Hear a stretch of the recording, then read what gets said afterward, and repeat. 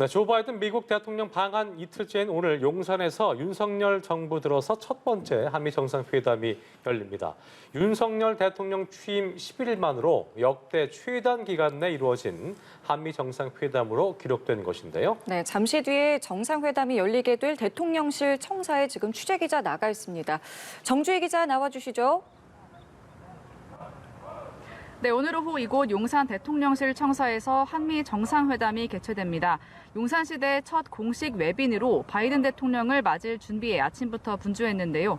윤석열 대통령도 오늘 오전 대통령실에 출근한 뒤 기자회견장을 직접 점검했습니다.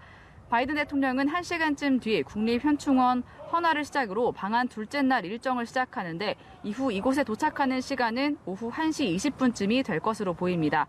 네, 바이든 대통령이 청사 1층으로 입장하면서 환영 행사가 열릴 예정이고 윤석열 대통령이 영접을 한 뒤 기념 촬영을 하는 순서로 진행됩니다.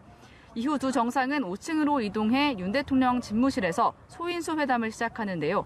약 30분간의 소인수 회담 뒤에 10분가량 두 정상이 단독 환담을 한 뒤 같은 층의 접견실로 이동해 확대 정상회담을 이어갑니다. 두 정상은 소인수 회담부터 단독 회담을 거쳐 확대 회담까지 총 1시간 30분 정도 이야기를 나누게 됩니다.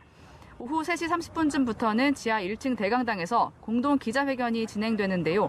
미국 측 요청에 따라 미국 기자 2명, 한국 기자 2명이 각국 대통령의 지목을 받아 질문하게 됩니다. 두 정상은 이후 만창장인 국립중앙박물관으로 이동합니다. 여야 대표를 비롯한 정계 인사들과 이재용 삼성전자 부회장 등 10대 그룹 총수들이 총 출동할 예정입니다. 질 바이든 여사가 순방길에 오르지 않아 공식 일정이 없었던 김건희 여사는 만찬에 참석하지 않는다고 대통령실은 전했습니다. 다만 만찬에 앞서 바이든 대통령에게 인사를 하는 시간은 있을 것이라고 밝혔습니다.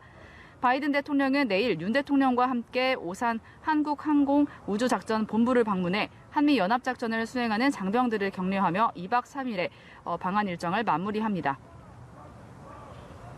네, 오늘 정상회담 의제들도 관심이 모아지고 있는데요. 어떤 논의들이 오갈 것으로 보이나요?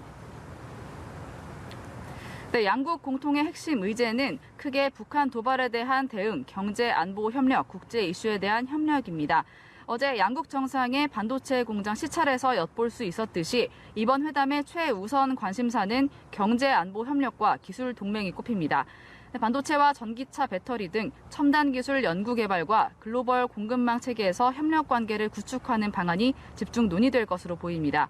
미국이 주도하는 새로운 통상 협력체인 인도태평양 경제 프레임워크 IPF에 우리나라가 참여하는 것도 공식화될 전망입니다. 아울러 회담에서는 소형 모듈 원전을 포함한 차세대 원전 기술 개발과 해외 시장 진출 협력 등 우리 측의 강력한 요구로 원전 기술 협력 문제가 의제에 포함됐습니다. 북핵과 미사일 도발 등 한반도 정세도 빼놓을 수 없는 중요 의제인데요. 양국은 강력한 대북 억제력을 담은 액션 플랜을 공동 선언에 반영할 것으로 보입니다.